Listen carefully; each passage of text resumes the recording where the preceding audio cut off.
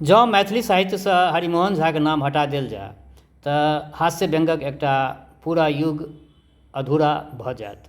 आखिर कोन जादू छल एक दर्शनशास्त्रक प्रोफेसरके लेखनीमे जे पाठकके हँसाबैत हँसाबैत समाजके सत्यक आईना देखा दैत छल? आउ जानि लिअ मिथिलाके ओहि अमर साहित्यकारक कथा। नमस्कार, अहाँ सब देख रहल छी हमर यूट्यूब चैनल मैथिलीक स्नेही। हम डॉक्टर राजीव। आइ हम गप्प करब मैथिली साहित्यक ओहि कालजयी महामनीषीक जिनकर नाम श्रद्धासँ लेल जाइत अछि, हरिमोहन झा। हरिमोहन झा केवल साहित्यकार नहि छलाह, बल्कि दर्शनशास्त्रक विद्वान आ प्राध्यापक सेहो छलाह। दर्शन हुनका गम्भीर चिन्तन सिखौलक आ ओहि चिन्तनमे ओ हास्य आ व्यङ्गक माध्यमसँ समाजक बीच पहुँचा देलखिन। एहि कारण हुनकर रचनामे मनोरञ्जनक आ जीवन दर्शनक दुनू एकसाथ भेटैत अछि। हुनकर सर्वाधिक प्रसिद्ध कृति खट्टर कक्काके तरङ्ग आइयो मैथिली हास्य व्यङ्गक सर्वोच्च रचनामे गानल जाइत अछि। खट्टर कक्का केवल एकटा पात्र नहि छथि, बल्कि मिथिलाके ओहि लोकबुद्धिके प्रतीक छथि जे तर्क, अनुभव आ व्यङ्गसँ समाजक कुरीति पर प्रहार करैत छथिन। हुनकर प्रत्येक संवाद पाठकके हँसाबैत छथि, मुदा सङ्गहि सोचक लेल विवश सेहो करैत अछि। दोसर महत्वपूर्ण उपन्यास कन्यादान मिथिलाक विवाहक व्यवस्था, दहेज, सामाजिक प्रतिष्ठा आ परिवारक मानसिकताक यथार्थ चित्र प्रस्तुत करैत अछि। एहि रचनामे अनेक पात्र अपन अपन स्वभावक माध्यमसँ समाजक वास्तविक चेहरा सामने आनैत छथि।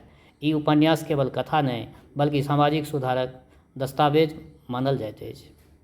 दुरागमनमे हरिमोहन झा मिथिलाक पारिवारिक सम्बन्ध, सामाजिक परम्परा आ मानवीय भावनाके अत्यन्त मार्मिक चित्रण करैत छथि। एहि रचनामे व्यङ्गक सङ्ग संवेदनाक अद्भुत मेल भेटैत अछि। चरचरी सहित हुनकर अनेक लघु व्यङ्ग उपन्यासमे मिथिलाके लोक जीवन, धार्मिक आडम्बर, सामाजिक दिखावा, पाण्डित्यक अहङ्कार आ रूढ़िवादक तीक्ष्ण प्रहार भेटैत अछि। हुनकर व्यङ्ग कखनो कटु नहि होइत अछि। ओ मुस्की दैत दैत समाजके अपन त्रुटि देखबैत छथि। हरिमोहन झाके रचनामे अनेक अविस्मरणीय पात्र भेटैत अछि। विशेष रूपसँ खट्टर कक्का मिथिलाके घर घरमे परिचित छथि। ओ बुद्धि, अनुभव, लोकज्ञान आ विनोदक अद्भुत सङ्गम छथि। हुनकर पात्रसभ काल्पनिक होइतो वास्तविक जीवनक लोक जकाँ लगैत अछि, आ एहन विशेषता हरिमोहन झाके महान कथाकार बनबैत अछि। दर्शनशास्त्रक प्राध्यापक होयबाक कारण हरिमोहन झा मानैत छलाह जे मनुष्यक सबसँ पैघ शक्ति विवेक होइत छै। तेँ हुनकर साहित्य अन्धविश्वासक समर्थन नहि करैत, बल्कि तर्क, मानवता आ सामाजिक चेतनाक पक्षमे ठाढ़ रहैत अछि। ओ मानैत छलाह जे समाजमे परिवर्तन तलवारसँ नहि, विचारसँ अबैत छै। आधुनिक मैथिली साहित्यक विकासमे हरिमोहन झाके योगदान अमूल्य अछि। हुनका मैथिली हास्य व्यङ्गके राष्ट्रीय स्तर पर प्रतिष्ठा देबाक श्रेय देल जाइत अछि। हुनकर भाषा सरल, मधुर, लोक जीवनसँ जुड़ल आ अत्यन्त प्रभावशाली अछि। एहि कारण हुनकर रचना आइयो ओतबे लोकप्रिय अछि जतबे अपना समयमे ओ छल।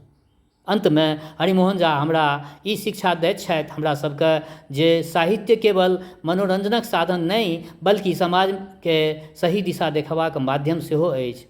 जँ अहाँ मैथिली भाषा, संस्कृति आ समाजके गहराइसँ बुझऽ चाहैत छी तऽ हरिमोहन झाके साहित्य अवश्य पढ़ू। ओ केवल एक लेखक नहि, मिथिलाके जीवित चेतना छथि। धन्यवाद अहाँ सबके। एकटा बात कहऽ चाहै छी, जँ केओ गोटा हमरा एहि रचनाके हमरा फेसबुक प्रोफाइल या पेज पर देखै छी तऽ प्रोफाइल पेजके फॉलो करू, आ जँ हमरा एहि रचनाके हमरा यूट्यूब चैनल मैथिलीक स्नेही पर देखै छी तऽ चैनल सब्सक्राइब कऽ लिअ। जय मिथिला, जय मैथिली।